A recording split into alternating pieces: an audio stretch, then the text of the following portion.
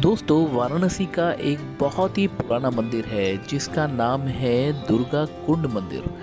इस मंदिर के कारण इस क्षेत्र को दुर्गा कुंड कहा जाता है।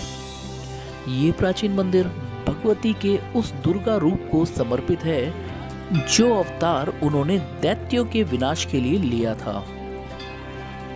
इस मंदिर का निर्माण लगभग 500 साल पहले किया गया था।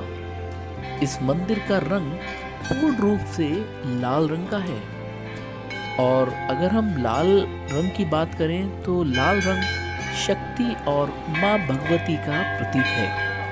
इसी कारण माता को लाल रंग की चुनरी भेंट की जाती है।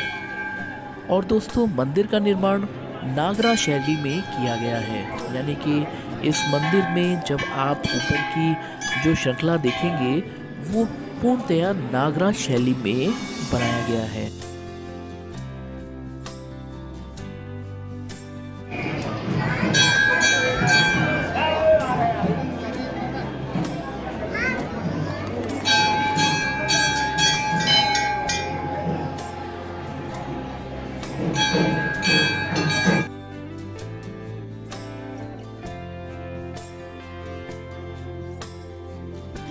हजारों वर्ष पूर्व यहाँ काशी नरेश सुबाहु हुआ करते थे,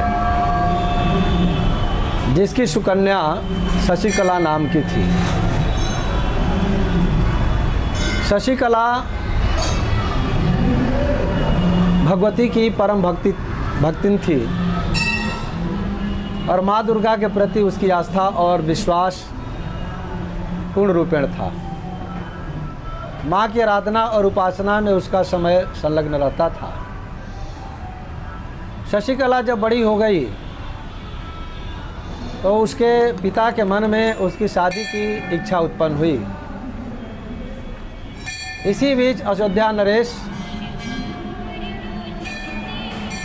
का पुत्र सुदर्शन था। उस अयोध्या नरेश की देहांत हो गया और उनका जो राजकुमार था सुदर्शन, उसको राज्य से निर्वासित कर दिया गया। वह जंगल में भटकते भटकते एक ऋषि के आश्रम में गया। उसके साथ में उसकी माँ थी और उस अयोध्या का एक बूढ़ा मंत्री था और एक दाई भी थी। वही उसका बाल्यावस्था बीतने लगा। वह भी माँ दुर्गा का परम भक्त था। माँ की आराधना उपासना सदैव किया करता था। शशिकला को एक दिन माँ ने स्वप्न दिया कि तुम्हारा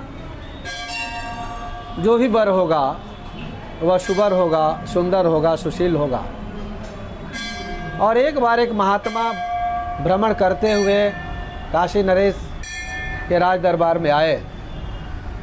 वहाँ आने के बाद में शशिकला ने पूछा, महात्मन आप जहाँ से आ रहे हैं वहाँ पर ऐसी कौन सी वस्तु है जो दर्शनीय है? उस महात्मा ने कहा कि उस ऋषि के पास एक लड़का है जो अयोध्या का राजकुमार है, राज्य से निर्वासित कर दिया गया है। वही दर्शन करने योग्य है क्योंकि सुशील है, शिष्ट है, संस्कार और संस्कृति से उसका जीवन पूर्ण रूप से संपन्न है। इधर शशिकला को स्वप्न होगा कि वही सुदर्शन तुम्हारा पति के रूप में होगा। और सुदर्शन को भी यह माँ ने स्वप्न दिया कि तुम्हारी वह जो है पत्नी वह काशी नरेश के राज दरबार में शशिकला नाम की है। इधर अयोध्या नरेश का जो रिश्तेदार था शत्रुजीत, वह खोजते खोजते जो है सुदर्शन के आश्रम में पहुंचा वहां पर और वह उसको मारना चाहा, लेकिन उस ऋषि की तपस्या के बल पर वह वापस लौट आया। काशी नरेश ने स्वयंवर की तैयारी की और उसमें अयोध्या के साथ साथ देश विदेश के बहुत से राजा उसमें सम्मिलित हुए। उस शशिकला के स्वयंवर में उससे शादी करने के लिए।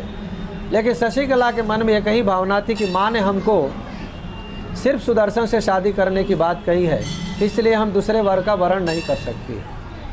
बहुत से राजा महाराजा आए, लेकिन शशिकला ने कहा पिताजी हम शादी करेंगे तो सुदर्शन से ही करेंगे। और रात्रि में गुप्त रूप से उस सुबाहु राजा ने शशिकला की शादी सुदर्शन से कर दी।